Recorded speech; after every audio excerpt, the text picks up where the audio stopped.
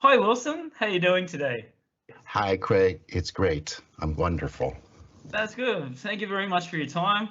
I know you're an extremely busy man, so I've caught you bright and early in the US. What is it, 6, 7 o'clock in the morning now for you? It is 7 o'clock in the morning. Bright and Uh, early. and I guess I would say, I don't know this, I would say I'm extremely busy. I'm just having lots of fun doing things. And I have plenty of time to talk with people. So it's like there's no rush. So I Abs- want that space, no rush. It's like, uh, Absolutely. And does it feel like that you're doing work? Is it like, is it a job? To me, it doesn't look like you're doing a job at all. yeah, I guess by the traditional perceptions, at least in the US, because I had a long career in working in a corporate world, Hmm. the traditional definition of job is it's supposed to be hard, it's supposed to be not what you like. And so by that definition, it is not work. Yes. But is it true that I am busy? It's like, can I disappear for a while doing stuff? Yes, I can. Hours can pass by. And it's like, and I'm just in passion, having fun and going, oh boy, I got to do that. And there's often lots of times that it's like, I don't have enough hours in the day. Or in some sense, because, and I'll maybe diverge a little bit, I think about like maybe a book I want to write or a, some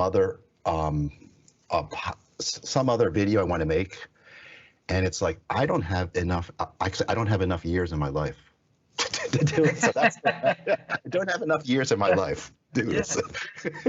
And that's a real cool thing to wake up in the morning and go, okay, I've got to do this, and this. You know what I Yeah, mean? So it's good to keep busy as well, right?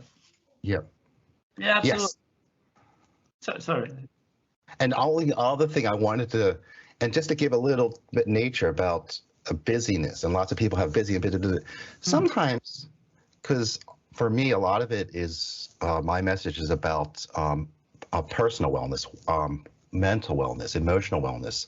Hmm. So some of that activity may not be, it might be just me meditating, me lying down. And then lots of times I do a lot of thinking when I'm lying down, and then I come up with something. So if you watch me outwardly and observe me, sometimes it may not look outwardly very busy, but there's continually stuff going on. Yeah, absolutely. So happy New Year to you, and a Merry Christmas. And I do believe that you have some Chinese sort of family background. So uh, Yeah, Shao Nian Kuai Lo, is that how yeah. you say it? Shenre Kuala. Yeah, that's it. That's the one. And I was like, for a minute, I was going, uh-oh, because I was like, I'm born in the U.S., so I have very little, like, it's not, I was like, uh-oh, am I going to get it wrong? But it's like, oh, phew, I got it right. No, no, no. My Chinese is very bad. I only know little words, so I tried to remember that to say that to you. So um, that was okay, but my tones are terrible. But yeah, so can you just give us like the year in review for 2021 for Wilson? Your review. When I think about it, I don't actually think too much chronological. I think a lot of it has just been, and actually, I've been doing almost the same thing even in 2020. Right. A lot of it has been sharing a lot of my learnings about healing myself. In fact, my entire history, probably for the past maybe 20 plus years, has been a journey about personal healing. And so maybe what's happened in the most recent 2 years is the form of that healing. And the form of that healing had been these dance videos.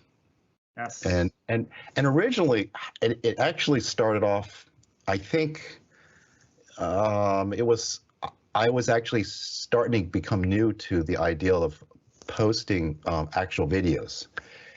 And I remember taking this online course on just like how to look, what are the tips on making a video that might go viral. And Hmm. I think one of the characteristics was pick up something unique characteristic. And so one of the things that I thought about that was potentially unique about what I knew I could do was, if you give me music and you just, particularly if the music has lyrics, I can impromptu just dance on it because it's just, I love that. That was actually part of the, I don't know, I'm going to say part of the healing skills I picked up was just this thing of whatever music you play, I will dance to it. And then what happens is not only will I'm not trying to even figure out a dance to it. Something organic in me just really picks into it. And then if I really pick into it, I could dance for hours. In fact, if I really get into it, I could dance till I'm going to drop to my feet. And so that passion in there was like, and so I thought as an interesting video concept originally was, I'm just going to just, and I picked up originally I was just dancing to pop music. All right. And I was just like, I'm just going to, and the original storyline was, I'm just going to just pick any arbitrary music and just dance to it. And that was going to be the premise, just impromptu dancing. And then, but what actually happened initially then is, and like I said, lyrics really help. So I impromptu lip sync to it. And sometimes most times I don't even know what they're saying. So I'm just like, but what I found is I went to the process now. You learn how to video edit because you got to put it on YouTube. And so I did it initially, and I was actually stunned at actually when I synchronized the sound with me and my movement. It was like, wow. And the other key thing was, I guess from the training I got from the online course, they were suggesting I use multiple camera angles. So I thought, that's a good thing, because most of the YouTube, I don't think actually I've seen any dance videos. I mean, there's lots of people teach dancing where they flip between two angles. So I thought, that'll be kind of cool. So I did two angles, and fortunately the technology and the software now makes that more easy to do. And when I put it together, I was like, wow, this almost looks like actually it's a professional, getting close to a professional dance video. Right. Then the fun thing was, I think one time I was walking in with my brothers, and I was like, oh, this is cool. And he looked at it initially, and I got like a little mediocre response. Like, this is cool. What do you think?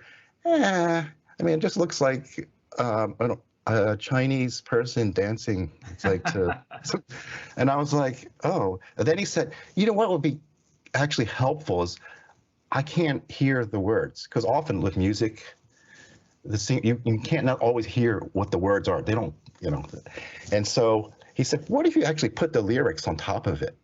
It's like, oh, okay, I'll do that. So it's like I put the lyrics, and what actually is interesting is when you put the lyrics on top of let's say a music video, it actually is like, oh, it makes it so much clearer what they're saying. So I did that, and what had happened was during that time I was in the midst of a really stressful job. I think my last few years in corporate world were really stressful, working in financial industry, IT industry. Right. And I was definitely in a place of depression. I was like, I had some of these videos, and the music I had chose, a lot of them actually turned out to have an interpretation that was just saying, like, if you're watching these videos and the person is singing to you, they're just saying, you can make it. It's like, wow, all the things you've been going through. It's like, wow, it's amazing that you're here. You are special. So actually, when I interpret that, those were the messages that were coming to me. So what I remember was in one of those times, and I had a few of these videos, in the Instagram format on my iPhone, which I did initially post. I mean, and they had all the lyrics, and when I was feeling bad, I flipped on it and watched it, and it was like a self-motivational cheer, and I was actually crying. It's like, oh my God, this is like so healing, because it's like the person is, but it's kind of strange because the person who's saying to me, it was actually me. But yes. So I found that, and then the thought dawned upon me. It's like, I think I could share this with other people and have the same effect. Although the question in my mind was, because I knew I'm watching me singing to myself. Yes. If somebody else watched, it's not going to be them, it's going to be me. Would that still have the same effect? And that actually is the case, where it's like, I think early on, I remember one person was describing situations where I forget what she had, some type of, I guess, terminal type of illness or whatsoever. That was, at one point, I think she said she was feeling like she was dead. And when she watched one of my videos, she said, "Wow, that changed it." And then maybe another time, like a person was like, I think she just come out of some type of treatment at a hospital, and she was feeling like really down. And I think one of my videos, I think it was just. I think the way I took it, I kind of shared how I was really tired and sleepy, and so it was a song about just sleeping, going to sleep, and having nice dreams. And she watched it and was like, she felt like, wow. And so that kind of clicked in. It's like, I think I've got something. So yes. That's what I've been doing. Lots of dance videos, which I absolutely love dancing. And it's like, wow, I love to dance in music because it's like kind of fun. And then I love the process of then bringing it into the, I guess, video editing, listening to the lyrics. I mean, again, because now I'm listening to lyrics again. It's like, okay, now what did the person really say? Yeah. And then start to think about further, how can I further help the viewer frame their mind in the interpretation? Because there's a lot of, ultimately, lots of music is about love and relationships. Yes. But generally, we think of the relationships is between myself and some other person. But I try to see what's my ability to interpret that. The relationship is not really going to be that self and other person. It's you're with yourself. Or sometimes I frame it as, think of it as your guardian angel speaking to you, or think of it as your higher self speaking to you. And so with a lot of videos, I try to find different ways to try to creatively shift it that way. Some videos, so when I do it that way, there are some videos that are a little harder to do that, and some videos, or some music that's a little easier, but that's generally what I do. And then, so that's what I've been doing in 2020, 2021, and then probably now I've expanded that into more going beyond dancing and just do straight talks. So some of it was my car, and some of it is actually just framed, like in my small studio, and just in 30 seconds or less, Wilson, give a message. Are you like, person's feeling really bad? How do you motivate them? Make them feel better, or help them just get through the day. You got 30 seconds or less. Do it. Boom. It's like, yeah. And then finally, I would say one thing towards the end of this past year, and actually I'm doing a little more this year, is I've been working on an online course, which because I've done books. Yes. And I think the next step I was trying to do, instead of trying to share my latest experience and learnings on a written format, now that I'm got so acclimated to video format, now I want to try to do it in a video format. So that's something I've been working on probably the last few months. Hopefully, maybe in the next month or so, we'll be able to release this online course. So that's really exciting. Yeah. And tell me, just out of curiosity, have you always been one to be in front of the camera? Are you very confident, or did it take a little while for you to sort of get used to being in front of the camera? Yeah, I would say no. I don't think I ever really wanted to be in front of the camera. And yes, it did get, it took time getting used to it. I mean, there's an aspect where, because when you're trying to do like, especially like in a studio format and you want to look good, you need lights. Yes. So there's this initial thing was like, okay. I can't see. What are the bright lights? It's like, so that's an aspect I'd say, yes, I've gotten had to get used to that.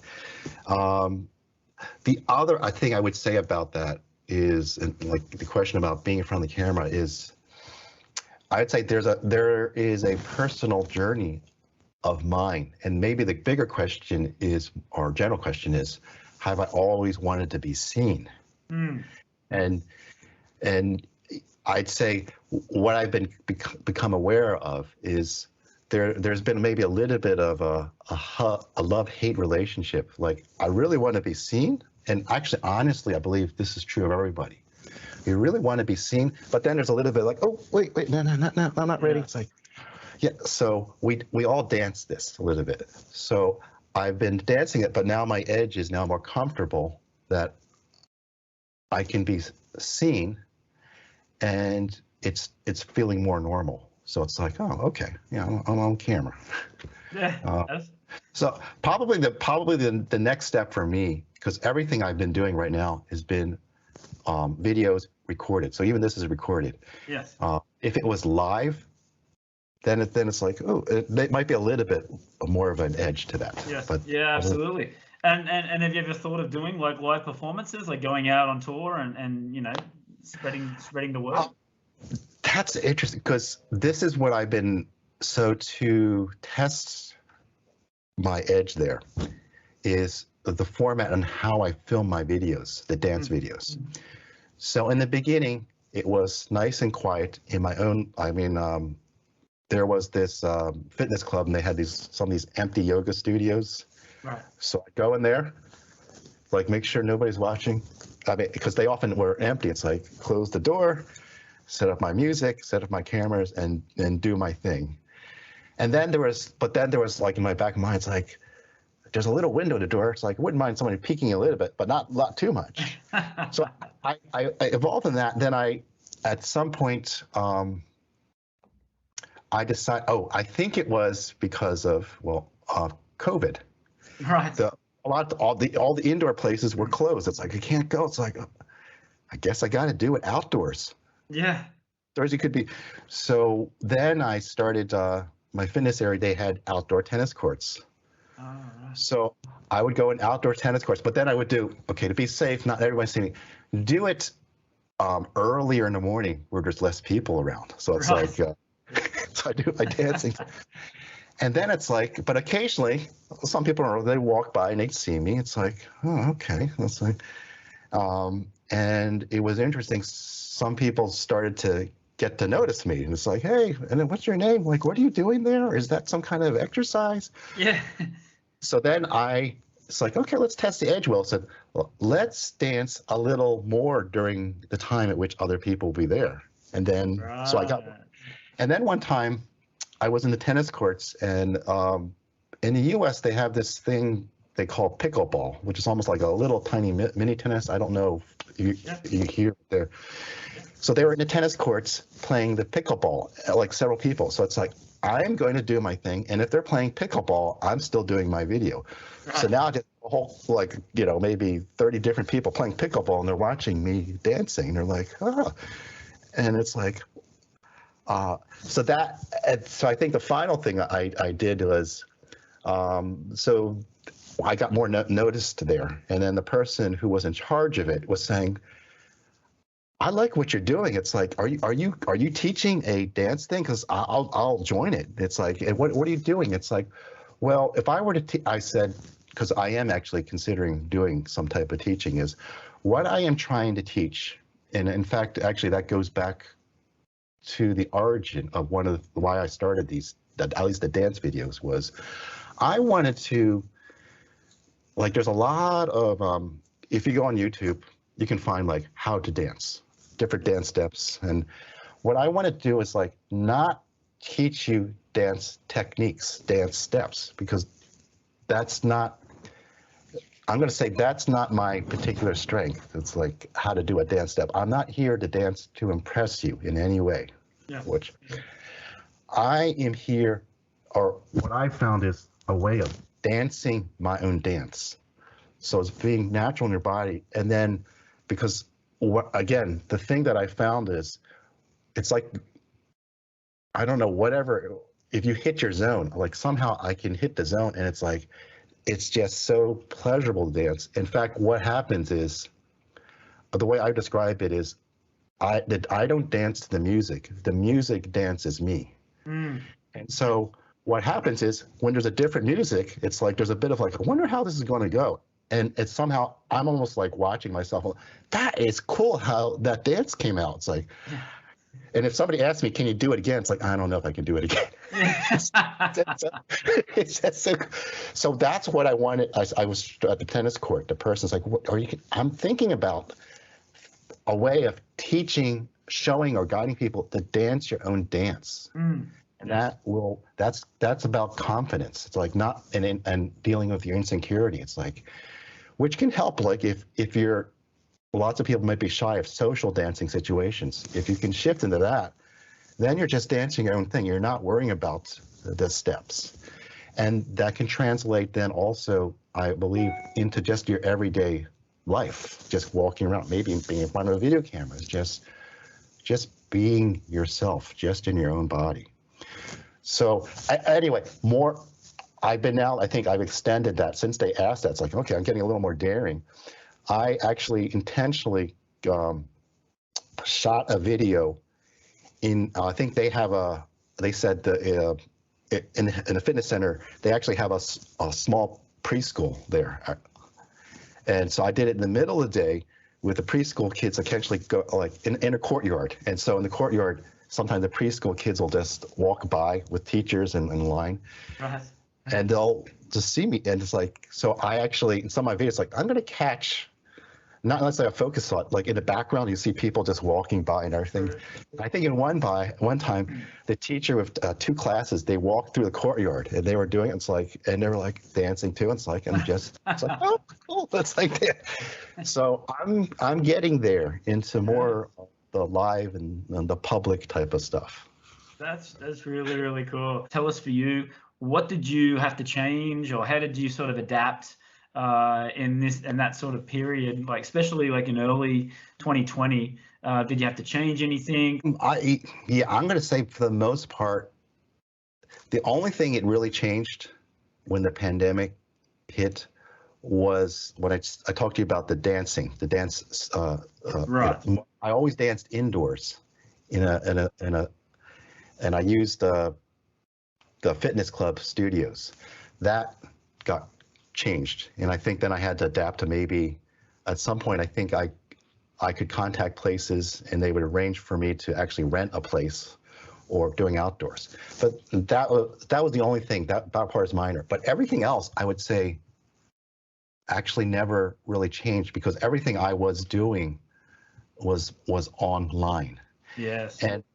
And the other aspect I would probably want to address is, for lots of people, the pandemic, other than just I guess the everyday logistics of having to isolate, not being able to go indoors, things were shut down for a period of time, was the emotional and mental toll. Yes. That started to become more into the awareness of everyone's minds. And so that part actually, ironically, didn't really change for me, because my history before pandemic had been into periods of, just for my own personal reasons with family life and other things and work, yes, periods of isolation. I mean, the rest of the world was fine, but I was like, wow, I'm just not, and nobody's really getting what my world is like. That was really what started me on my journey years before I even got to the dance stuff, of finding a way Well, just feeling better. And then I got more on a what I would call a spiritual journey, a self-healing journey, which I think initially one of the techniques I would do is lots of journaling. Just I started. I'm going to say this is a practice of mine. I started a really long time, so that I have this journal which I just type in my computer. It's probably like maybe 1,700 pages long, because it's like it spans at least 20 years. I just wrote. But what happened was some of that ultimately those journal writings, they got reframed, and they resulted in the 2 books I published. One was in 2019, one was in 2020. Spirituality for Real, Beyond the Incense and Meditation. Yes. And then the next one, Spirituality for Real, Deep Healing. So those were all I was already in these places of isolation, at time, depression, struggling, fear, anxiety. And then I came with these books about the time the pandemic hit. And it's like there was a bit of like, oh, I'm familiar with this. Yes. It's like, I'm sharing. It's like, this is, so let me share. Well, I was just about to get back into that. Was my next question, actually, to go back to where you were born. And it says here that you were born in Stillwater, Oklahoma.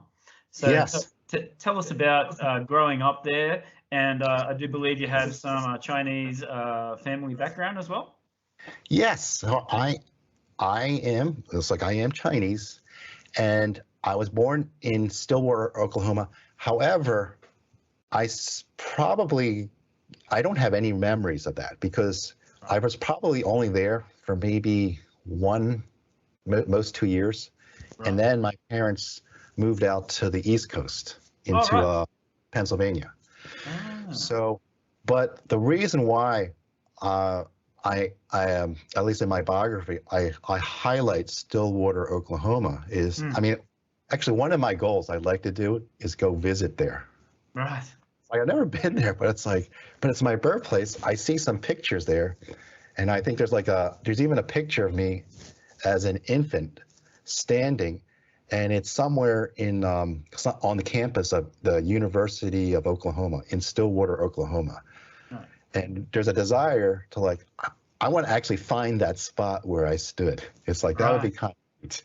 So, so that's my current draw about it. But then the other aspect about it was I started to learn in American history, the history of the state of Oklahoma. Yes. Because before, I guess, all the Europeans got into this land area we call the United States of America, there were natives there. There was a lot. There was actually a huge population there. And then I guess the tragedy that many people don't hear is the immense loss of life. I mean, the settlers came in, and most of us think about maybe there was wars and conflicts, and they talk about fights between cowboys and Indians and all that. Yes. But truly, actually, the cause of most of the deaths was disease, because there was all the viruses and such that the Europeans over the ages gotten used to. Their immune system gotten there. They came over there. Those things, the natives, they didn't have any defenses, and so they all mostly perished. It probably be likened to the fact that what's happened now with this pandemic. Yeah. And we're now starting to settle into the immunity system. So maybe 1 or 2 years it'll be like, yeah, no big deal. But suppose that, let's say there was one island somewhere, they've been totally isolated, and if we were then to go visit them, and it's like, oh, I got COVID, no big deal, they'd probably wipe out the island. Yeah, that's true. Yeah. So that's what. Anyway, going back to Oklahoma is some of the things that was happening was unfortunately, as the settlers were trying to get over more land, they pushed pretty much all the Native Americans into It used to be called the Territory of Oklahoma, and basically that's where all the Native Americans were. And so it was all.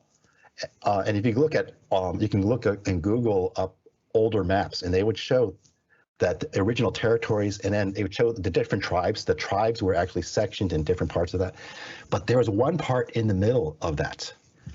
It was called the Unassigned Lands, and that was actually, they said, okay, but no Native Americans go here. This is an open territory. I guess they left it blank, and I think they eventually left it open for European settlers or to actually move into there. But then I think it was called the Unassigned Lands. But eventually, when it was occupied, the center of that, there was a city, Stillwater. Oh. So this is why, even though I'm my culture is Chinese, or I have an affinity because I was born in the United States, and in particular in the unassigned lands, in the midst of so many, I guess, souls of Native Americans that were, and the vision I have sometimes is that during there's death, lots of death around Native Americans in there. I was born right in the middle of that, so it's like it's almost like I feel like I was a fusion. I was Chinese born, and then as I was born, infusing in all the Native Americans in there, all that in there. And so that is probably the origin of why I came up with this name, Wakundama. Wakundama. In fact, let me do something. Let me see if it pops up. I'm going to, because okay, there. So this will help as a visual. So if you look at the little, it's, so the ma in Chinese, so the last two letters, ma, that's horse. So I was born in the year of the horse. And if you look at that Chinese character that's directly above ma, that's the Chinese character for ma.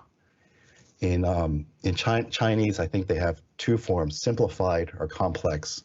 Yes. Most of the time they teach simplified. That is the complex one. In fact, my father actually wrote that one for me. So so I've actually have his handwriting now imprinted and associated with my name. Oh. So we got the Chinese part there, the ma.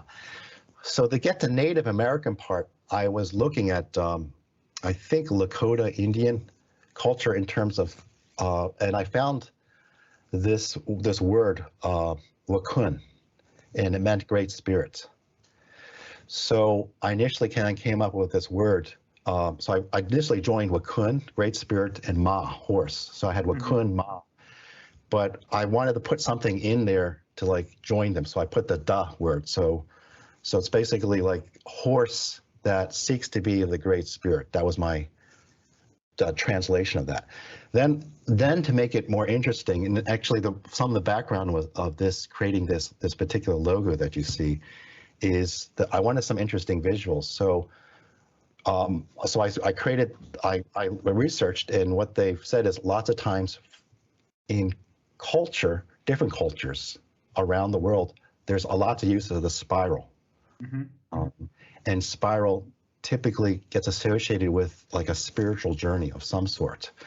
So what I did is, okay, spiral is like great spirit. Horse is, well, that symbol, Chinese horse.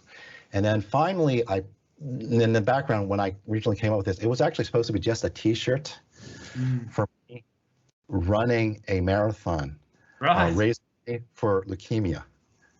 And I ran it in Alaska. And so when that t-shirt was created, I put the runner in there. The middle is a little runner. And then I put a little slight kind of symbol of a halo of some sort. So enlightened runner, great spirit, horse. So altogether, it's like horse that runs towards a great spirit, horse that seeks to be of the great spirit. So that's Wakundama. That is my spiritual name, which I created. All stemmed from, of course, being born in Stillwater, Oklahoma. And also showing your Chinese sort of background as well, which I think is really, really cool as well. Yeah. What I wanted to talk about was it says here that when you were young boy that you were sick a lot, you know, having the flu, colds. This transformed into something else, like to stop you from getting sick. Tell us a little bit about this. Yes, I remember. I was probably, I think it was maybe junior high school or, but what I remember was lots of times, and it used to be that getting sick with the flu was a good thing because you get out of school. It's like, oh yeah, get the mom. Oh yeah, no, I can't go to school. But I guess at this point then it's like maybe there was I now evolved to a point where yes, no, I didn't want to be sick. I wanted to get to school. So what I remember was this is how I got introduced to meditation. I think that was. And so what had happened was originally I was trying to, I was listening to subliminal tapes and that they were sold under the premise, we will help you remember more. So it's like, right, yes. So I can do better on tests because I will remember more. Okay, I'll do that. And I listened to them, but it was interesting because there was guided meditations. They would do things like, I'd be listening to meditation. It would be like soothing music, and then the guy would be kind of talking softly. It's like, imagine a liquid comes and fills you up with like warm colors, and it's like, oh, I feel. What I found is one time when I was, I think I was out sick during the day. I was lying down. So I mean, when you're actually sick, it's like, okay, you get out of school, but it's like, it's not really that pleasant. It's like, I just want to be out of this thing. I actually did one of those meditations, and it's like, I think it seems to help. So what I did one time is, and I think the meditation I remember was, there was one of the meditations where you had a visualization of whatever was coming up in you. If there was any illnesses in your body, it was just burning them off. They would just lift away. It's like, okay, I've got the flu. It's like, okay, I'm just going to burn it all off. And I remember, I think the first time I did it, I think I felt good in about 2 hours. And then one time I remember it was in the morning, maybe about an hour before I had to head off to the school, get dressed and go to school bus. Yes. I did the meditation, and I think in a half an hour, it's like, I'm good to go. So that was my introduction. It's like, there is this other way of doing things, another reality that you can kind of, I definitely bought into this concepts of your body has a way of healing itself. You don't need like medicines. In fact, if you have a flu, there really isn't any medicine that does like you're cured. It's like it only help soften the symptoms. Only it's your body that ultimately cures you from it. So ultimately, whatever we can do to help your body heal that way, that's ultimately going to be what you need to do. So that was my introduction with the flu, and then the meditations, which then became the groundwork for my journey later on with spirituality, the journaling, and the books that I came out with. Yeah, absolutely. And it says here, visualization meditation. So can you explain what that is? Yeah, so visualization. So during those meditations, like the one that was about a meditation for memory. So there might be nice music playing on, but then they might visualize. So for example, it might be visualization might be, imagine you are lying on a beach and the weather is just perfect. It's moderate. It's not too hot. And the bird, you hear the little birds tweeting, and for the moment you're alone, but it's all safe. And so it's just you're imagining it. Imagine the warmth coming down on you. Yeah. And then let's say there's something that's bothering you. It's like there's a tightness or there's a fear. It's like, where are you feeling fear? Imagine now that the light from the sun is beaming down, heating up that area, and just dissolving it away, or the waves. So that would be examples of the visualization during meditations. Yeah, absolutely. Yeah, that's very, very interesting. You were saying that growing up in the US as a Chinese, boy, it was a little bit difficult at some times. Yes. So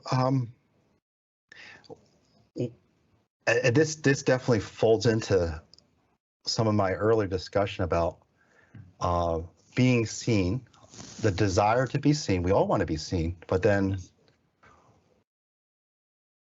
I think probably the way I would say it, we all want to be seen and received, received well with warmth. Not if we're seen and we get a lot of criticism or nasty comments, then it's like that sends a message. Well, I don't want to be seen because. Yeah. So that's the dance ultimately we play. Well, for me, some of early on, the being seen was literally being comfortable being Chinese, right. Because definitely when I grew up, what I remember was being teased a lot for being Chinese. My memories of growing up were probably more in the East Coast, and when I went to grade school, maybe there was 100 kids. I was the one Chinese person there. Right. So but then what happened was, the way I took it in was I felt, because I wanted to fit in. Yes. I felt somewhat ashamed of being Chinese. So to the point that what I remember was I would look in the mirror because kids would say, my nose is being Oriental, a little flatter than if you're European, or it might be a little sharper. So that was one thing they would say. So I would actually remember, they used to have these things called clothespins. I put a clothespin up there. Oh, no. It's like, over time, it'll maybe sharpen up. It never did. So that has been, I'm going to say for most of my life, that has been something that I've kind of kept behind me. I haven't really noticed, because most of the times, because I was born in the United States, I didn't have any issue with any accent. I always, and also in terms of behaviorisms and everything, I adapted to that. So that, for the most part, I would fit in, or at least in my mind, I would fool myself into thinking that I don't look Chinese. And so, of course, when I look at the mirror, it's like, then I would realize, okay, I guess I am Chinese. It's like, but probably it's probably maybe in the most recent 5 years, I've been devoting more attention, and that's why I've more publicly embraced. It's like, okay, my name is Wilson, and I am Wakundama, and so I'll because that is starting to embrace. I am Chinese. I'm born in the year of horse, but it also acknowledges.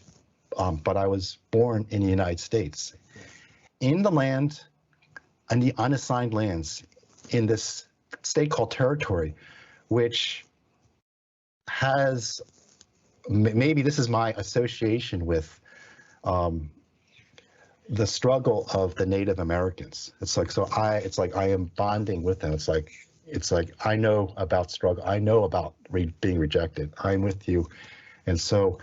That's what I bring forward, and that is that ultimately factors into what's in my books, and the message of mental health, of motivating people, just reminding everyone that you are special. You are special just because you exist. Helping people shift out of the mind that your specialness is not defined by what you achieve or do. We get caught up into that. I mean, I get caught up in that. It's like it is literally like a virus. It just takes our mind. It's like, where I feel like, oh man, that we compare each other to somebody else. Like that person, I wish I could be like that. It's like when we do that, we feel smaller inside. And so I try to like, wait, for myself and also for my viewers, it's like, wait, hold on a second. Are you breathing? Are you alive? Yes. That is a miracle. I want you to understand life is a miracle. It's a rarity that you're here. And the fact that you're here, that is amazing. And each one of us, we all have unique challenges that no one else has ever experienced. And the fact that you've gotten through that and you're here, that is amazing. The fact that you're here now, that is amazing. And so I try to, that's what I do for myself. It's like, oh, okay, yes, I'm amazing. I'm not amazing because I can do this and you can't, because I'm amazing because I'm here. And I've gotten through all those struggles and I'm here. It's like, wow. And so anyway, I'm probably going to go up more on even more of a tangent. The other aspect is I try to teach this concept of self-love. Self-love, not like, I think a lot of people have the concept of self-love like, oh, self-love is,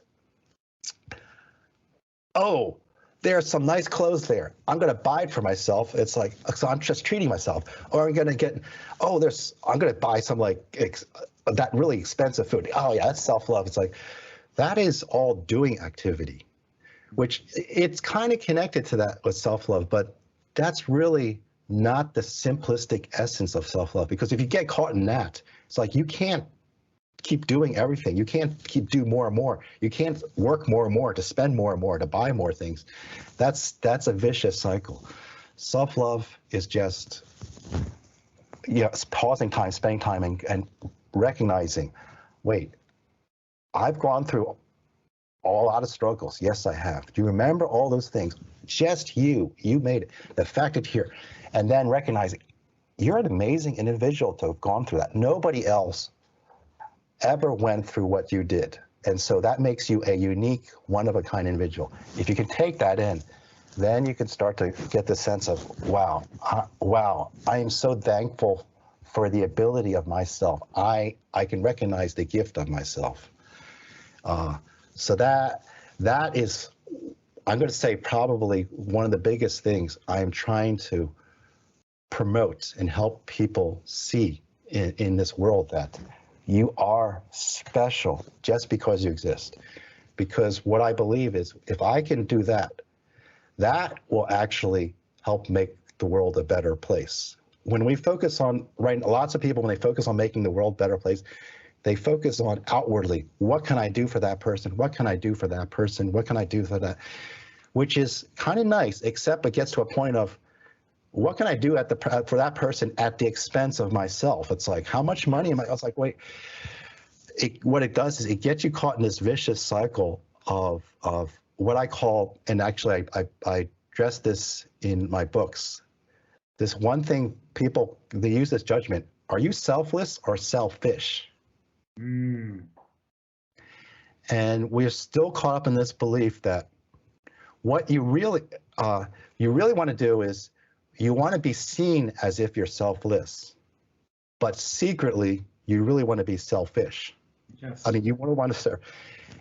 And then it gets all twisted up because people teach, okay, yeah, but it's good to take care of yourself, self-care. That gets twisted up into, okay, self-care. That means if I see something that I like, I should get it for myself. So I am taking care of myself. It's like, yeah, okay, but don't let anybody see that, because that could be judged as selfish. It's like, oh, geez, okay. But then you want to be seen like buying something, giving it to somebody else. It's like, so what everyone ends up doing is playing this really twisted game. It's like, okay, somebody watching, okay, no, don't go for yourself, unless it's small, or unless it's under some promotion of like self-care or something. But otherwise, you want to be seen giving. It's like, I'm giving. Okay, nobody's looking. Bye. That puts so much strain. It's so much terror. And then that is ultimately this idea of focusing on external, that and that we are not worth just because we exist. That ultimately, because we seek it outside, that ultimately is what creates our conflicts with each other. In terms of even this relationship of this kind of selfish and selflessness. It's like a relation to somebody else. It's like, I want to be seen as good. It's like you have this all twisted thing about selfishness and selflessness. And let's say you're trying to be like valued. It's like, oh, I'm going to be good. I want you to like me. So I keep giving and giving. Some part of me, it's like, man, I really hate this. It's like, you didn't even thank you. It's like, and so it all gets twisted, because now if you lash out at the person and the person's not aware, it's like, what the F? It's like the person's like, they're just blasting okay, I don't want your stinking gift. It's like, so if we can go to more of like, wait, this got all too complicated. Self-love, just yourself. Not about what you give or take, just as being, just recognition of you being alive. Not the things that you wear, just being alive, all your experiences. If we can start to heal and become like, oh, wow, oh yeah, I'm special, to actually get to the place, I believe I am special. I mean, Wilson, I am special, not because of Wakundama, not because of my shirt, because all my memories when I grew up as a kid, including all the difficult things with the racism I experienced for being Chinese. It's like, but I'm here. Yes. I'm here. It's like, and with when I first did my dance videos, I think when I posted on YouTube, I got hit with trolls initially. I think one of the ones that actually hurt was like, man, I think it was 2-minute videos. That's 2 minutes of my life I will never get back. And another one said, this is why people like us should never dance. It's like, it was like, oh, ouch. But I just kept, because I kind of knew that some of that, but it's like, but I'm here. Yes. And so when I can take that in, it's like, oh, I feel good. Now, because more I can do that, I don't have to look to the external. It's like, and so when we get to this place where people get concerned about selfishness or selflessness and selflessness, those are always based upon external activities. You making a judgment on external activities. If you just watch people and they just stood still and did absolutely nothing, didn't talk, you could not make a judgment if they were selfless or selfishness. You need to observe external activities that they do, and then you need to make judgments. Yes. So my concept is anything that once it gets in the mind, a judgment is an opinion.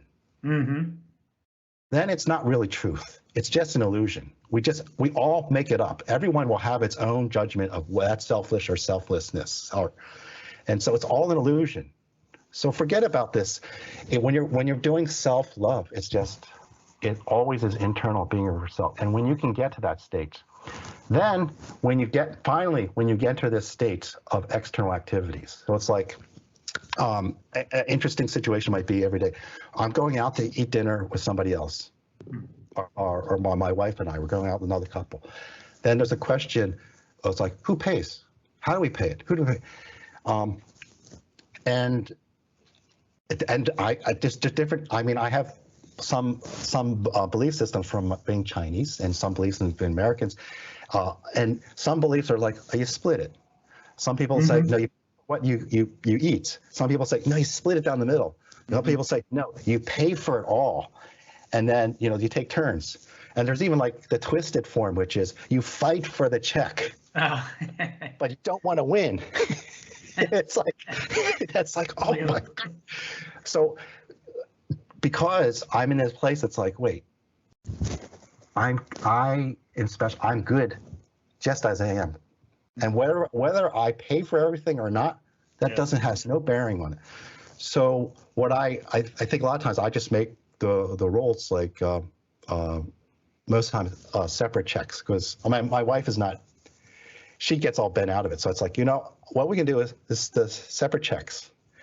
And even though there might be some what feels like awkward situations, like, oh, okay. The other couple's like, okay, good. It's like it's like, yeah, I know. Some people might think, man, cheapskate. Oh, like, it's like, yeah, but I love myself. I'm good. It's like, Yes.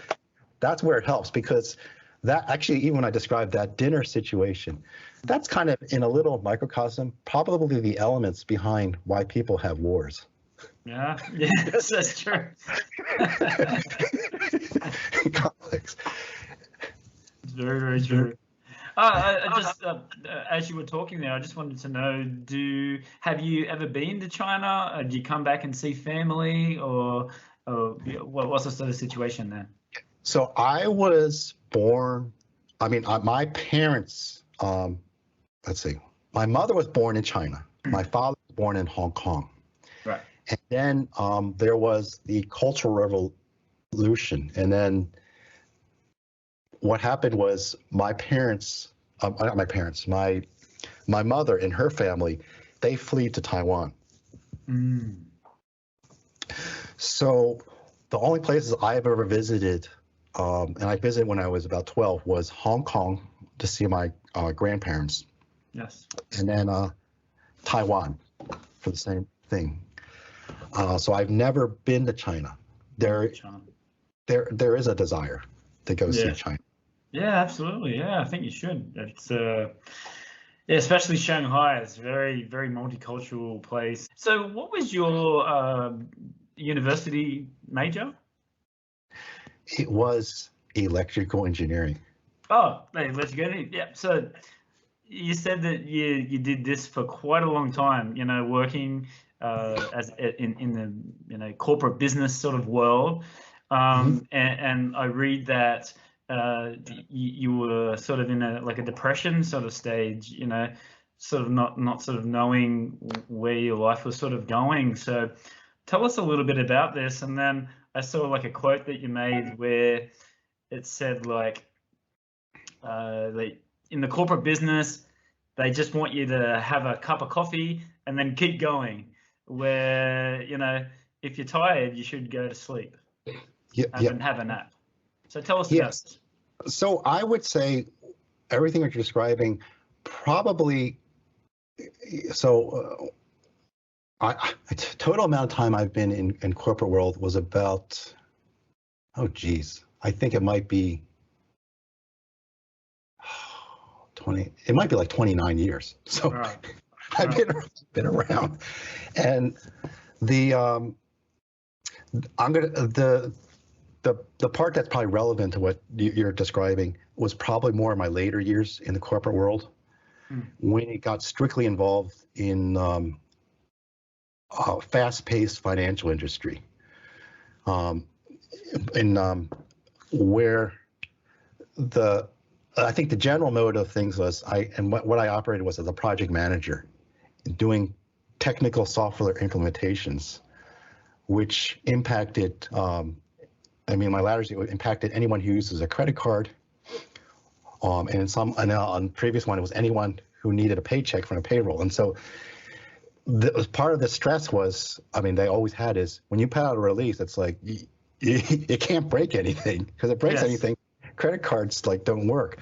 But even other bigger stress was in financial industries, there's quite a bit amount of fraudulent activity.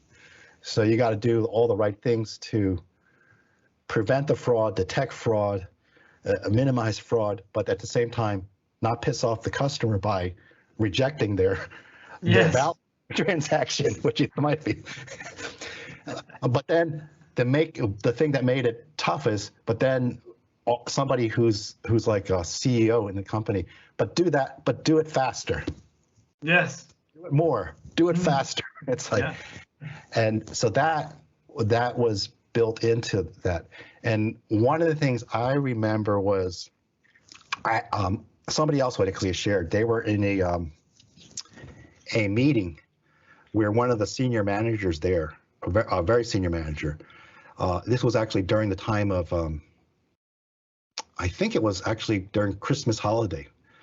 And I think they said, are we gonna work I mean, because it's Christmas, and the person said, "Excuse me, we are a bank. We are 24/7." Right. Oh, I guess I am working.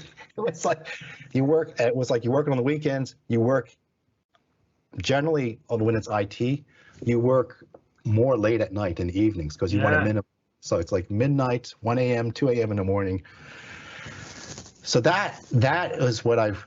And so what I've found is this is in this fast-paced world where it's like you want more, you want faster, you want to be more productive. And that perception of things, that's considered the norm. Yeah. And we look at other business, other people. We look at them as competition. We want to outdo them. We want to outperform them. And we always think of, yes, make more money. Yeah. And what that translates into is more and more of our time, an increase the amount of time that we're awake. And so what is common is, boy, I feel tired. Well, at the place, of course, the bank, it's like, but we have free coffee machines. And for myself, I actually, I think initially when I was in project management, I remember I was in this company, which I think they didn't have free coffee machines, but I would actually have a coffee pot full of coffee, and I would just continuously fill it up. And what I found personally is that did actually make me pretty productive. It's like, wow, I'm just so awake. So that lasted. What for me, it just didn't work because after like 2 or 3 days, it's the caffeine started to have less effect. And then after I stopped taking it, I would just like have trouble sleeping. And then even when I was awake, I'd still feel kind of tired and I kind of crash. And so at some point I decided I'm taking no caffeine. So I worked through that environment where it's like everyone is like pushing and pushing. And and then the mentality is whenever you're struggling, it's like pushing and pushing. The solution is find ways. Actually, the thinking is if you're not able to keep up with that, then something is wrong with you. And then we can address that. Drink more caffeine, or I guess you can go see a psychiatrist or a doctor. No, if they really need it, they can supply stuff to help keep you awake longer. Yeah. It's like, but the thing is, and that what I've come to realize, the true thing about it is this is actually an unhealthy thing. If we look at it just a natural human state, it's like if you are feeling tired, it's like, wow, I feel really tired. The healthiest solution is if the world allows for it where you are, just take a nap, go to sleep. That is the natural solution. But in the fast-paced world, it's like, no, the solution is take something. Yeah. And I don't know. Some people can do it. I couldn't do that for very long, so that's why I'm here. Other people, I don't know. I guess their bodies are able to do that abuse a lot more, and so they're doing it. But it says also at this time that you also develop sort of healing techniques as well, and all of a sudden over the time that you become less depressed, and then you sort of conquered that. Yes. This was actually back around 2010. And 2010, what happened? I was just about ready to be laid off from a job I'd been there for maybe more than 20 years. So it was a bit of a potentially traumatic situation. And at that time, so then I was also looking, I got to find something else. Yeah. So I decided because my experience, I told you about the meditation with the flu. So I got some experience in self-healing. And so for some of people, you might be more aware of this. There's maybe more the Western way of things, if you're sick, take some medication, go see a doctor, they run some tests and such, and basically it's something you take or some type of physical therapy, and that's it. In Western, maybe they've gone to more, or if you're feeling like mentally or emotionally, now it's more you can talk with somebody. The part which is more prevalent in Eastern cultures, China, India, is more of things that are maybe what you take in, what you eat, herbs, and also energy healing. And for me, it was the energy healing aspect, because in some sense, the meditation, the visualization type of meditation, that's very energy healing type of stuff. So I actually enrolled in a school to become a professional healer, believe it or not. And it was actually structured like a 4-year college. I went through that. Is this the Barbara, sorry, Wilson, is this the Barbara Brennan School? Yes. Of healing? Yes. She, I think her background was, she actually was a scientist in NASA, in US. Wow. NASA is the space agency, working on, I think, rocket systems. And I think on the side, she recognized some people have a capability of, they can see an aura about your body, a sort of a light shadow of some sort. So she could see that, and I think she could actually even see individual colors in there. And she could see that in conjunction with, let's say, how a person was feeling, including physical ailments. And so I think she found an ability, she might have been seeing people informally, to provide a healing by, actually, she could see that and actually then start to manipulate some of the things in this aura. She was doing that while being a scientist, and at some point she, I think she went on her own journey and went to some other schools. And ultimately, I think in the early 1980s, mid 1980s, she started her own school. I think it was originally in New York, and then eventually it moved down to Florida. And I think it originally started with maybe like 12 people, and then in its heyday, it was probably like 1,200 people enrolled in the entire school with 4 different years, and then there was advanced studies classes. So it actually grew that when it was in Florida, it became officially accredited as a recognized school in Florida. And so they even added stuff where you could actually get a bachelor's in it. All right. Wow. So it's been some time. So Barbara she's no longer like showing up at the school. So the school's kind of now in its waning stage, but that was Barbara Brennan. But that's the school that I went to, with the intent initially of, I'm going to get a new career, and that's going to get me out of the corporate world, like get me out of this project management world, because I really hate it. It's so stressful.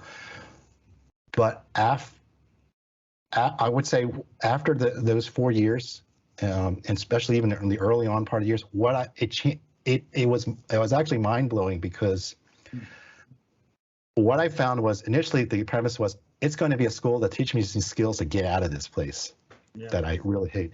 What it taught me to do was to shift and actually to embrace whatever place you're in, to be safe in that, to create the healing for yourself wherever you are. So that enabled me to actually turn initially that project management into a place of healing. And so I actually then approached, when I work with my teams, as all the conflicts the team members had with each other were issues. They were, in a sense, a disease. Instead of an individual human body, the entire body was the team. And so my goal as the project manager was to heal the team. And as the healer of that team then, instead of being scared of conflict, I could hold the space of the healers, like, oh, the conflict, those are the wounds within the team, because everybody has these individual beliefs or fears.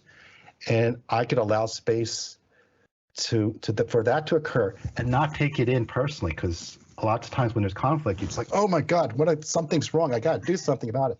And especially if you're supposedly project manager, project leader, you're in charge.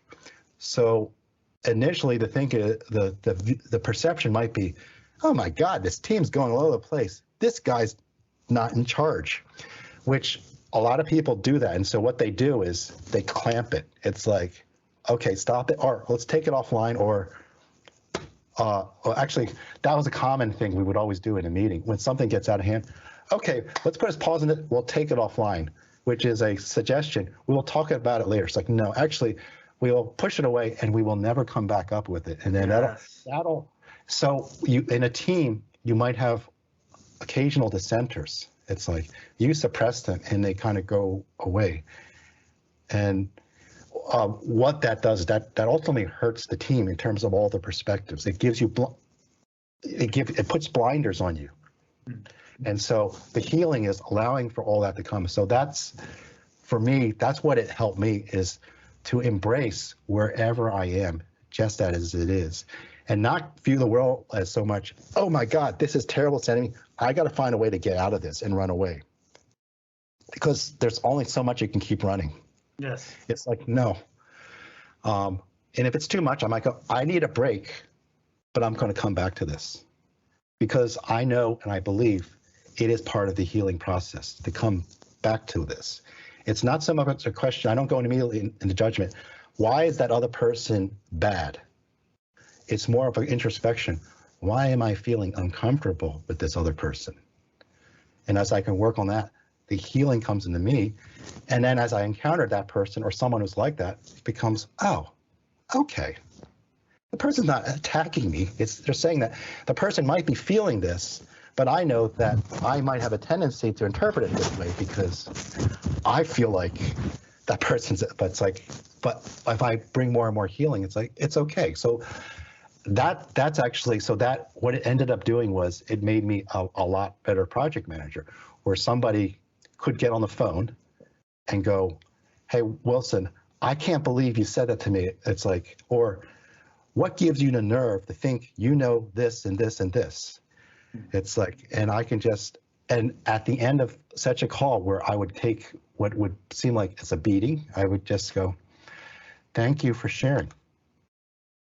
And the person would just go, oh, okay. And what would actually happen, I mean, initially, sometimes it might be, ooh, I mean, I kind of recoup, is after maybe about a month or so or two, that person comes to really respect you. It's like, yes, they can open up to you, and then it's like, and they can respect the person is genuinely authentic. It's like, he's not trying to blow me off, and he's not trying to pretend to be something he isn't. He's just there, and that brought healing to the team. And this is what all I do, bring healing to myself, everything around me. So you were still working when you were studying as well? Yes, that was tough.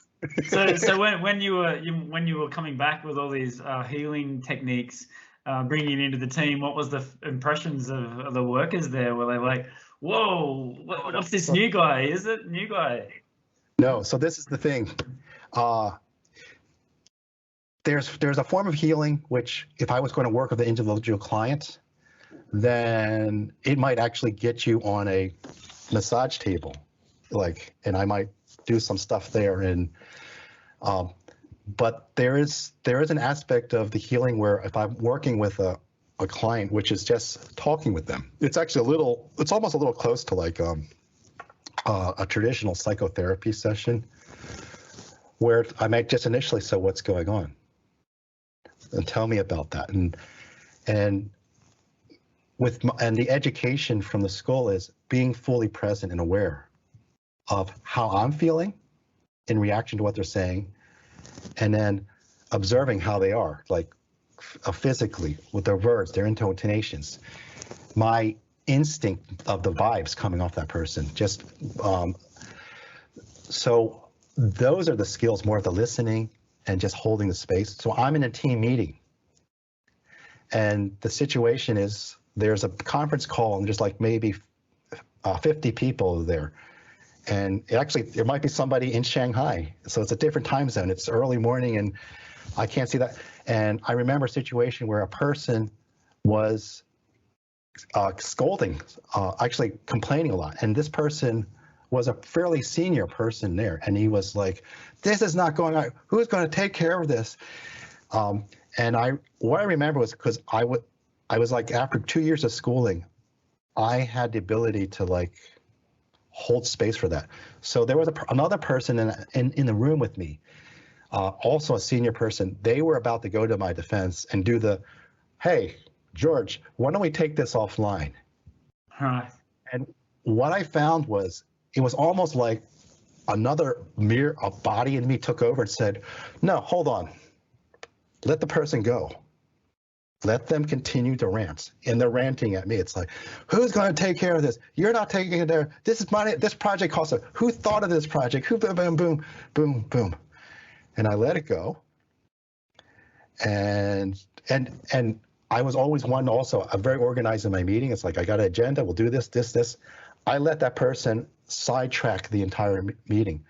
But I knew in my heart, it's like, this is important. It needs to come out. Let's let it come out. Even though part of me was going, oh man, I feel like I look like but because there was almost like a higher self of me going, no, this is the right thing to do. Just let it come out. Yeah. And then I followed up with that person later on, a separate call. And that person, after he said, Wilson, thank you so much. Thank you. And I was just initially said, that's okay. I mean, he said, hold on. Thank you. I want to tell you, nobody has ever done that for me. Listen to me. Thank you so much.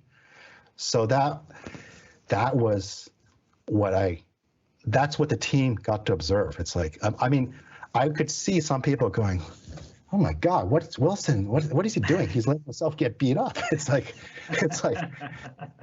but I could hold myself in the bigger picture and see, this has purpose. It's actually good and I'm going to hold space for this. Yes. And I've developed strength in myself that I can hold it and not take it so personally, even though the little edge, it's like, ooh, it's like, and then I can even take care of myself. It's like, ooh, okay, what can I do for myself to get myself back into there? Yeah. So that's the actual how it translates into everyday real life. You don't see me doing very obvious things. You just see me as a person, and then something about it probably just makes you feel more at ease. It's like, oh, yeah, I like that. He seems to get along with. It's like, or I just kind of yelled at him. It's like, he didn't yell back. It's like, well, okay. It's like, and then they come back, and then maybe they if they have a problem, it's like, hey, Wilson, I got something to tell you. It's like, okay, yeah. So anyway, that's how it translates. Yeah, exactly. And it says here that you graduated from the Barbara Brennan Healing Science in 2015. Yes. And then let's go back a little bit. It also says that your 2 books. So it says you first started writing the books in 2000. Yeah. So why did it take so long to sort of be released? Was it because of the work or your study, or you had so much information? So yes. So the books. In fact, what I'm going to do is, while I'm talking about it. Oops. Wow, you come very prepared. Yeah. I like it. Put those books up there while I'm talking. Actually, I'll put it right in front of me there. Okay. So what I always said is, a lot of what I did was for my healing was journal. Right. And so initially what I did, probably as a rough outline for the books, I just cut and paste sections of my journal. And originally actually was going to be just one book. It was actually going to be one book, actually the book 1, which is Beyond the Incense Meditation. All the content was going to be there, and that was it. And so what I did is I one draft in there, and then I would let other people initially shared it, and they would go through it. And some of the general comments was, "This is good," but then I think after they got about half, maybe about a third of the way in, then the comments started to diverge. It's like, "Oh, I don't know about," but the beginning is really good, because what my goal in the book was, so it's called Spirituality for Real. Mm-hmm. So I was trying to convey the fact that, or dispel, I guess, some of the perceptions or the illusions of when someone says what spirituality is about. And I want to bring it to a real practical everyday life. It's like, I'm not bringing like spirituality is about when you chant, it's about when you do incense, when you go to church. Like, no. That's all the trimmings that we label. It's like, no, it's just about making it through the day. That's spirituality for real. Especially when it's tough, when things are tough, that's spirituality for real. So that's why I came up with the spirituality real, and I came up with the words beyond the incense meditation. Incense meditation, that's just all the fancy mirror stuff. So take that away. Let's get to the core spirituality for real. So then I think at one point I got some feedback. I continued to make edits to it, and then I was advised, you should actually get an editor to go look, clean it up, because generally it's not a good idea just to publish it yourself without having an editor.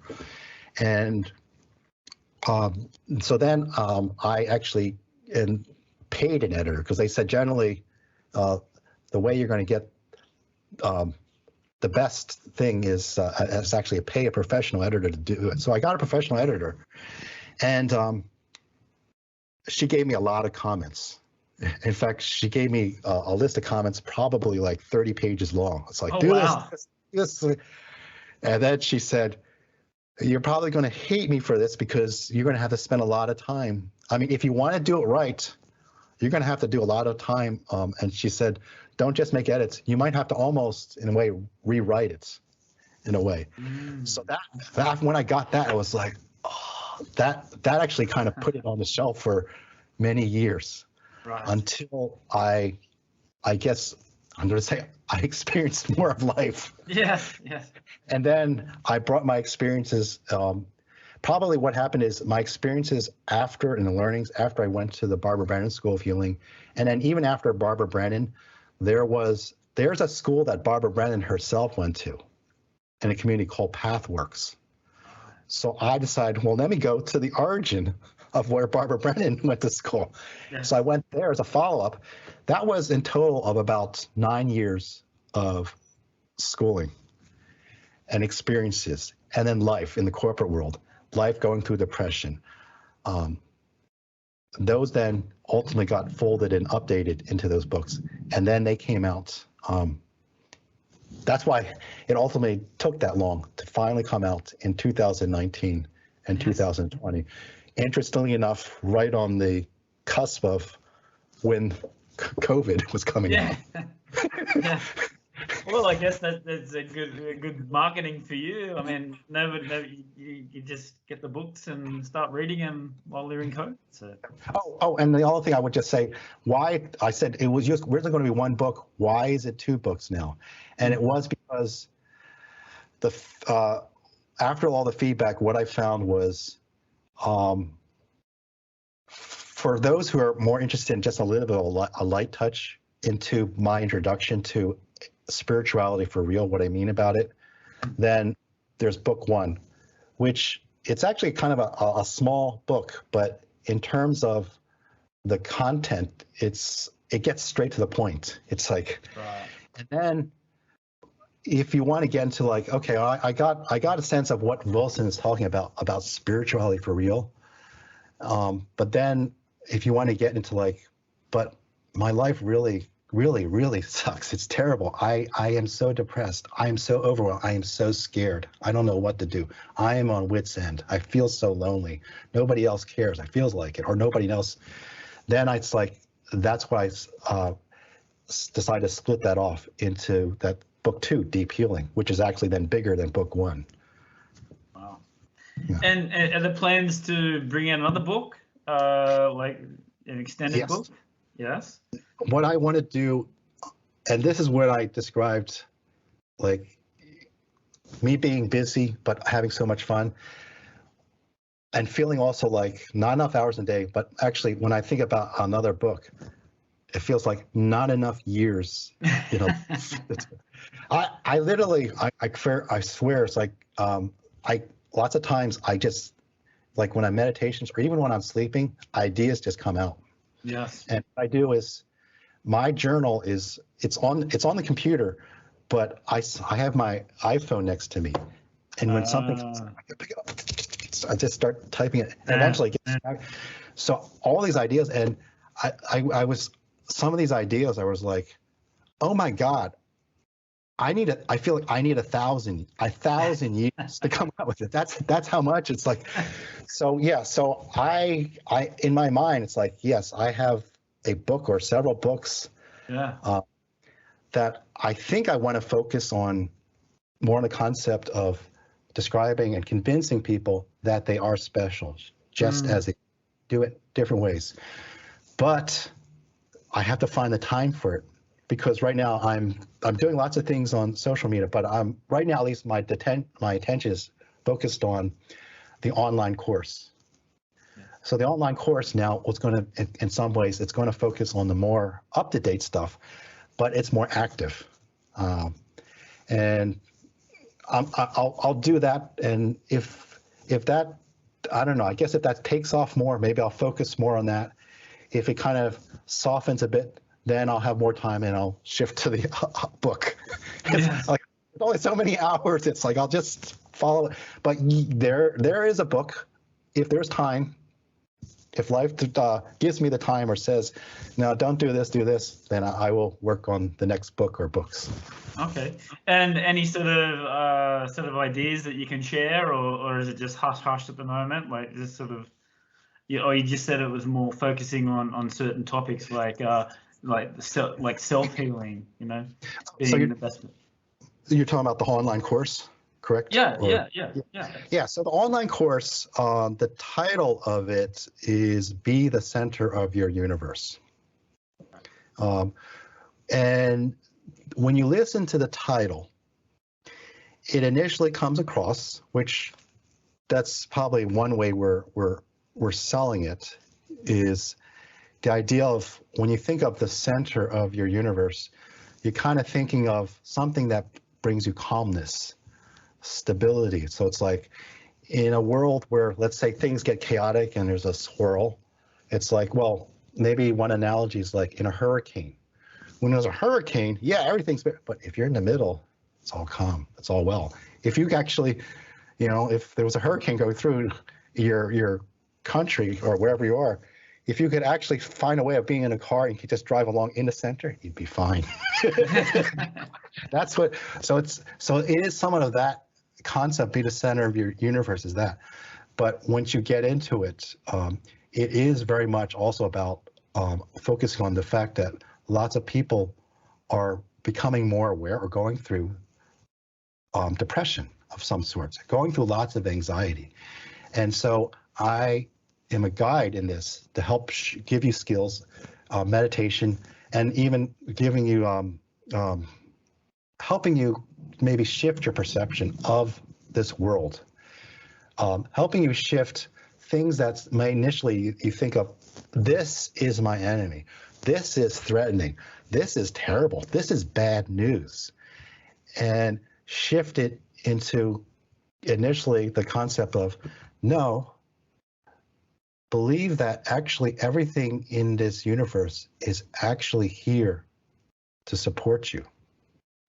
Everything that comes to you is actually a gift. And the way I'll premise it is, everything that comes to you is actually a gift. However, it's true, at the time it comes to you, you may not appreciate the fact that it's a gift. You may downright hate it. But I think all of us kind of has this, I mean, there's this saying, I don't know, in US, they have a saying that whatever doesn't kill you makes you stronger. that's kind of a play on that. It's like adversity actually grows you and builds you, make you stronger. So that is in some ways kind of, if you take that one step further, instead of just going adversity, it's like, then you can kind of start to appreciate what comes to me that was actually hard, at least initially, was in the end a gift. And the gift actually, it's not so much that this harsh thing came to me, or somebody was mean to me, or I lost my job. That wasn't really the gift. It's what awokened in me. And then what I awokened was, I am the gift. So everything that comes to you is a gift. And in fact, when it's uncomfortable, the more uncomfortable it is, the greater the gift, the potential gift that's going to unfold. Initially, it's like, ooh, I don't know about that. There's actually, in Barbara Brennan, we talk about healing wounds. And I think Barbara had this one saying is, in our deepest wounds lies our greatest gifts. And so that also aligns with that. And so I try to help you start to shift that. Everything that comes to me a gift, and everything that comes to me, life is a teacher, is a lesson. And so instead of focusing on the outwards of something that's come to me, let's say a person that's yelling at me, and so why is that person being mean to me? Why is that person a jerk? It's like, why is that? It's has to and introspect, why do I feel that way? Why am I feeling uncomfortable? Why?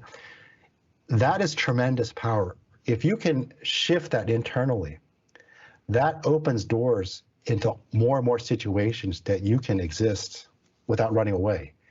But if you just keep focusing on externally, you're going to end up running away, doing more and more things. And life is the ultimate teacher. You run away once, it'll come back to you. And it's like, okay, we'll give you this lesson another way. And so if you can just relax, embrace it, accept it, then you can shift a world that might be very dark into now actually being like, oh, it's okay, to actually being very warming, healing. And then you become the gift to yourself, healing, and you actually now become a light for other people in that fashion, even when it's terrible, seemingly terrible outside. Yeah, this online course sounds very, very interesting. Can you tell us a story, a success story of one of your students that have come to, you mentioned a little bit about it earlier, but do you have like a success story? Well, okay, so I don't really have a school. I haven't had a school, so I can't say I really had a student. So what I've had was, I had a few clients when I was working just as a hands-on healer, and on social media, when somebody comes to me, they're not really coming to me as a formal client. They're just DMing me, and they're just sharing something. And so, in just an informal, I'm not charging them. I just kind of help them. And if it's on a DM, usually how it just helps them is, best way I can describe it is, a lot of times I kind of remember some of the DMs were relationships with boyfriend, girlfriends, like, well, can I do that? And what I offer the space is ultimately getting to a place of just be yourself. Yes. That's ultimately just be yourself. And then that's a healing in itself. Just be, if we can all, actually, that is one definition of healing. When you can fully be yourself, just as you are, then you're healed. To the extent that we can't, we have to shift. It causes a dis-ease in self, which dis-ease is, well, ultimately, if that persists, that actually manifests in physical diseases of some sort. So it's very, very interesting. And tell us about, again, you talked about it before with your videos. Do you also do yoga? It says that you do yoga as well. It's more dancing, isn't it? Okay. So the story behind that is, In my books, actually, it's particularly in book 1. What I wanted to get people to introduce to is the concept of energy chakras. And I wanted to introduce it in a very intuitive way. Because a lot of, books that if you were to look up energy, healing, energy in the body, they would tell you about the chakras and say, okay, this is chakra 7, this has to do with thinking or seeing. This is chakra 4, hearts, this is love. And they come, and there's like 7 chakras. Some people have more chakras. And if you go to Chinese meridians, then they have other little, it's like, okay, no, that's 2. And that's not very intuitive.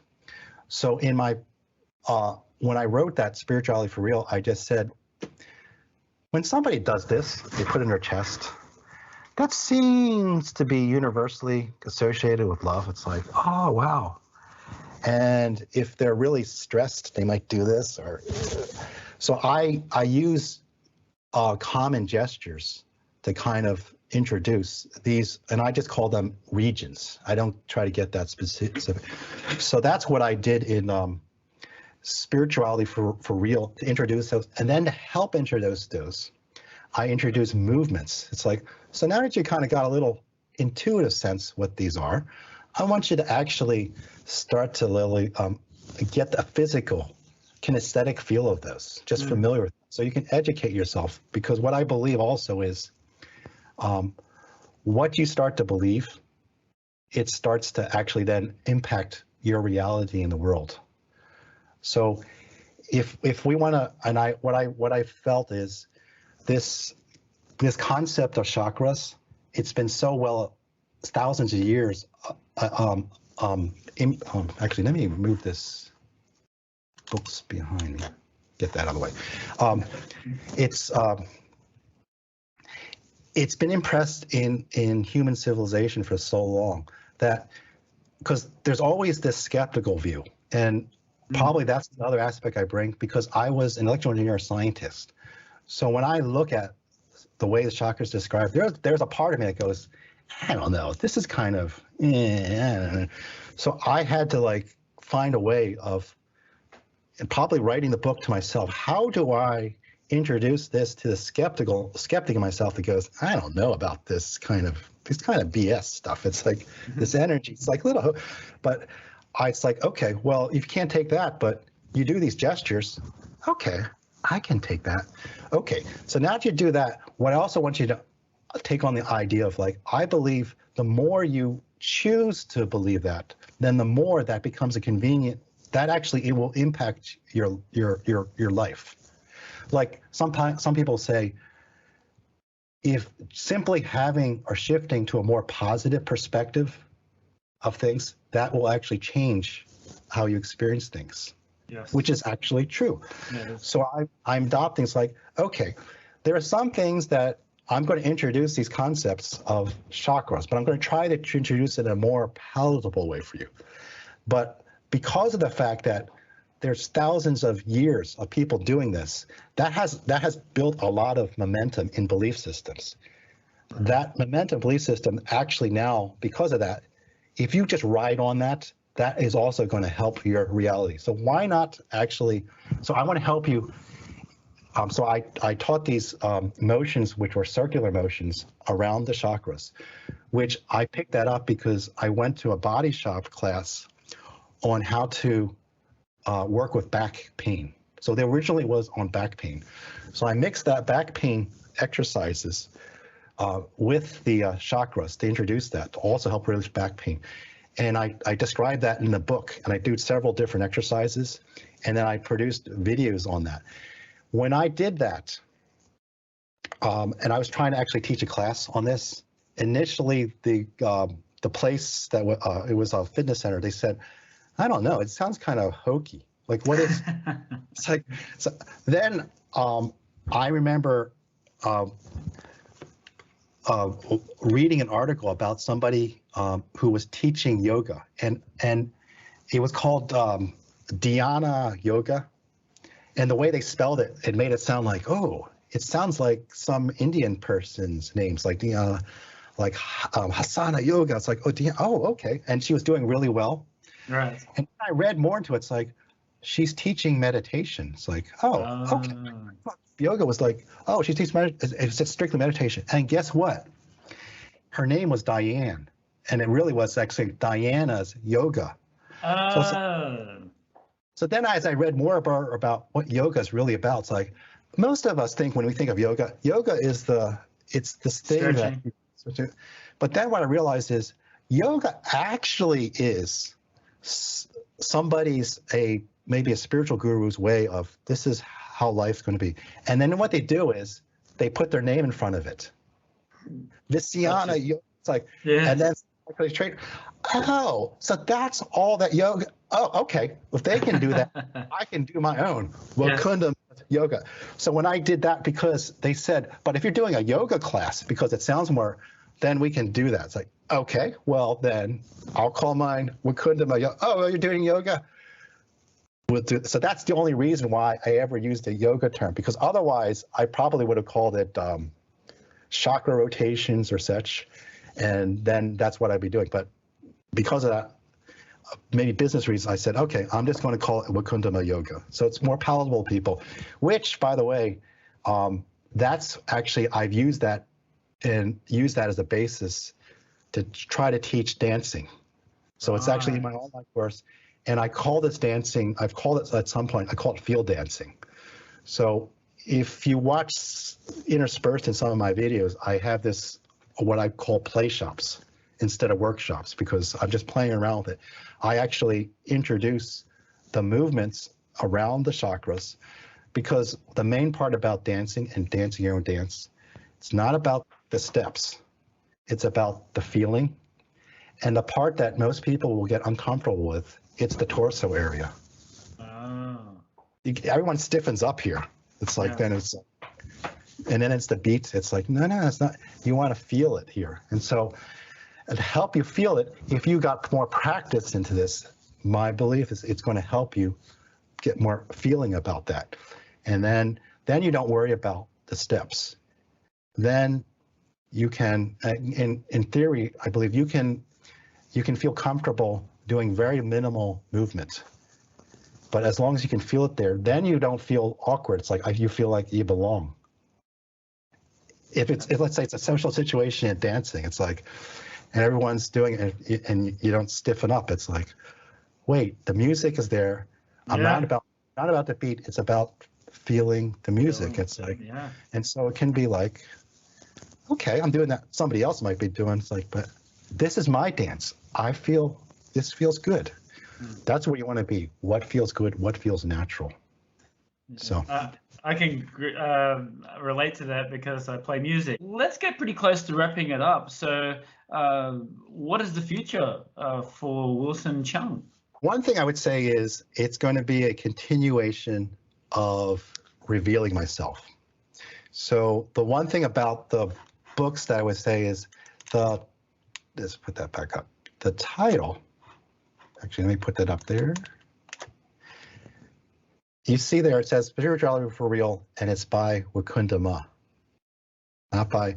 So what I did was, and some authors do that. They call pen names. They put some other name, and it's probably because they're a little uncomfortable with their own name being out there. So when I first put those books out there, I was still working with showing myself, Wilson Cheung. And so that gave me a little bit of safety. It's like Wakundama, so that if somebody saw initially, it's like, oh, Wakundama, as opposed to, Wilson, is that you? It's like, oh my God. So the future is on that journey of revealing myself more is, so my website is still wakundama.com.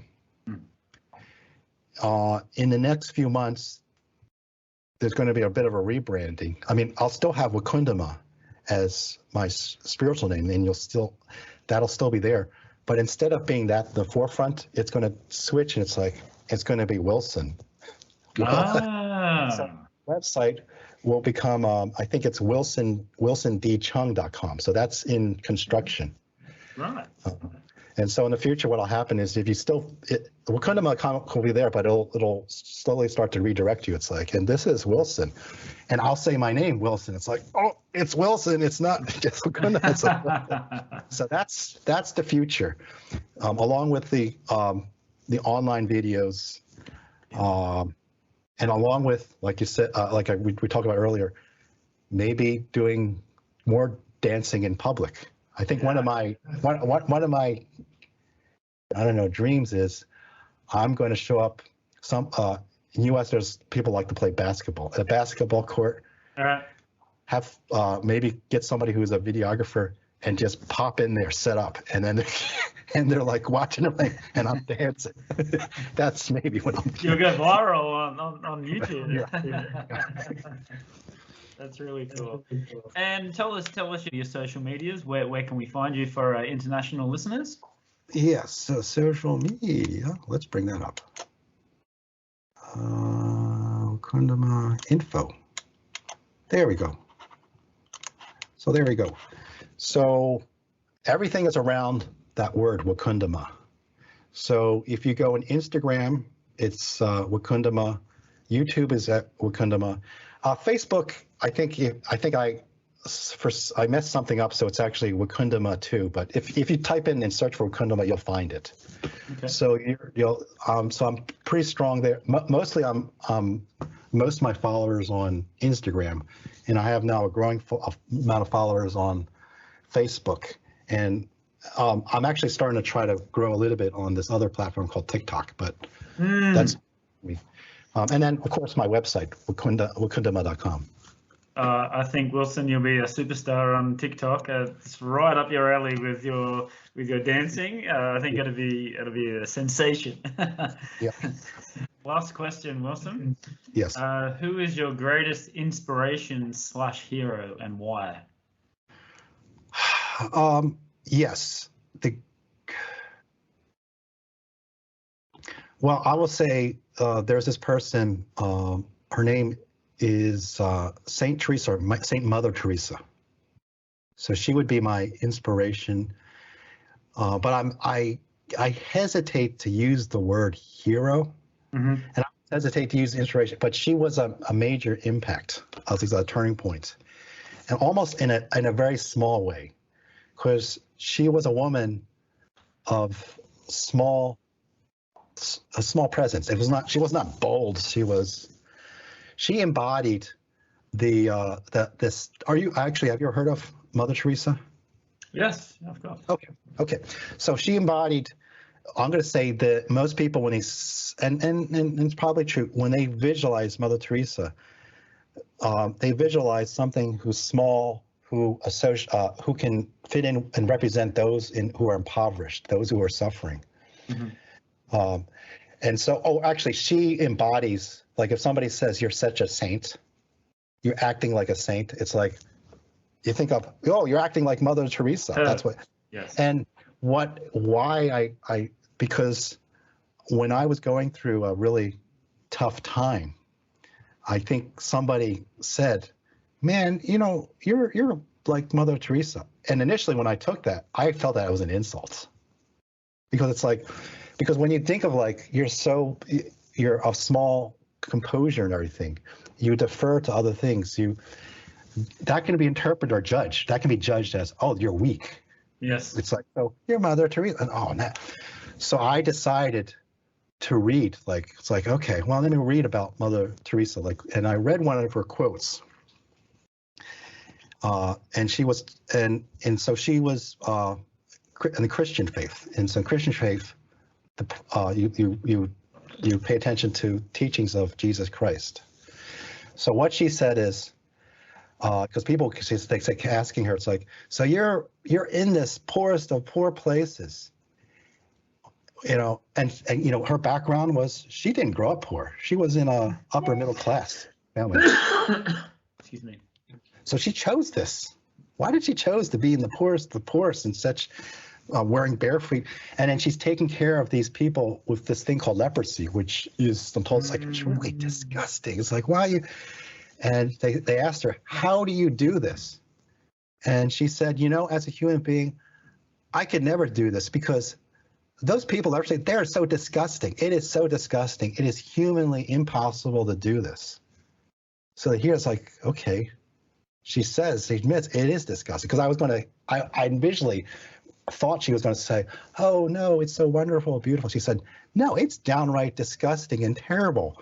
And so it's like, how do you do that? So in her faith, she's taught to see Jesus Christ in everybody that comes to her. It's like when a person says, give me clothes, give me food. It's like, I want you to see that's Jesus Christ coming to me. So if it is your ultimate prophet and leader, it's like, oh, it's Jesus Christ. Oh, okay. That's the internal shift. So she shared the internal shift within her that allowed her to do things that are not humanly possible. She admitted it's not humanly possible. It's so disgusting. How could she? She did the internal shift. That's what I think when on my darkest days, it's like, help me. It's like, oh, an internal shift. So if something is really terrible, it's not leprosy. Maybe it's just I'm struggling to make payments. I'm struggling in my current relationship. It's like, then I can kind of like, oh, wait a minute.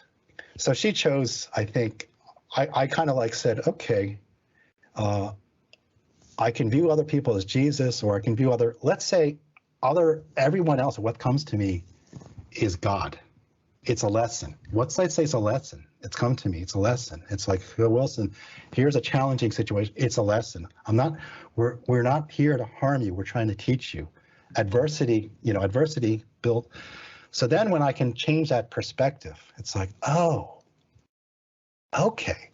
So now instead of going, help me, or saying and praying, please God, help change this and turn that away, or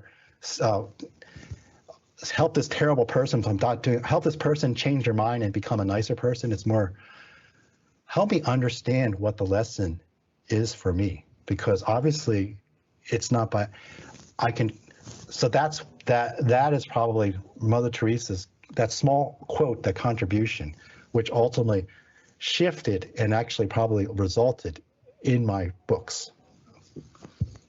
I think that's a great way to finish off, Wilson. I really do appreciate your time, a true inspiration, and I love people that are helping, other people when they're down or in their tough times. And good luck for the future. All the best, and come on again next time, and when your next book is released. Yep, great. Yeah, and if I make that trip to China, Shanghai, I'll make sure to ring you up. Absolutely.